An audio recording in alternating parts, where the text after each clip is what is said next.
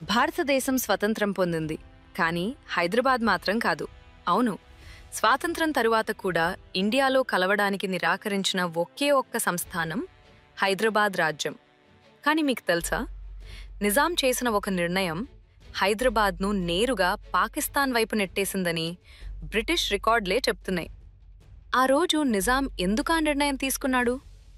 ఎవరూ చెప్పని నిజం ఇప్పుడు మీ ముందుకు తెస్తున్నాం. స్వతంత్ర భారత్లో కోట్లాది ప్రజలు ఐక్యతను కోరుకుంటున్నప్పుడు నిజాం మాత్రం హైదరాబాద్ ఒక స్వతంత్ర దేశంగానే కొనసాగుతుందని ప్రకటించాడు.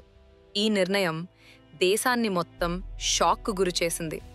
అప్పట్లో హైదరాబాద్కు స్వంత రేడియో స్టేషన్, ప్రైవేట్ ఆర్మీ రజాకార్లు మరియు విదేశీ సంబంధాల ప్రయత్నాలు ఇవన్నీ కలిసి హైదరాబాద్ను పూర్తిగా వేరే దేశంలా మార్చేశాయి.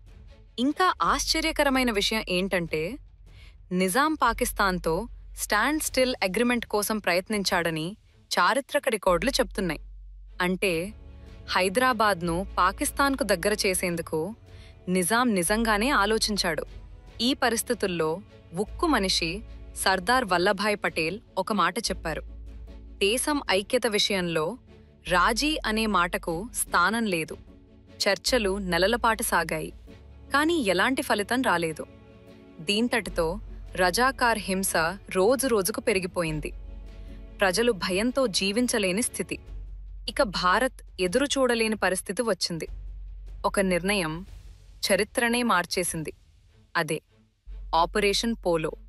1948 సెప్టెంబర్ 13వ తేదీన భారత సైన్యం హైదరాబాద్ వైపు ముందుకు కదిలింది. కేవలం 5 రోజుల్లోనే రజాకార్ల శక్తి పూర్తిగా కూలిపోయింది. నిజాం లొంగిపోయాడు. హైదరాబాద్ భారతదేశంలో కలిసిపోయింది.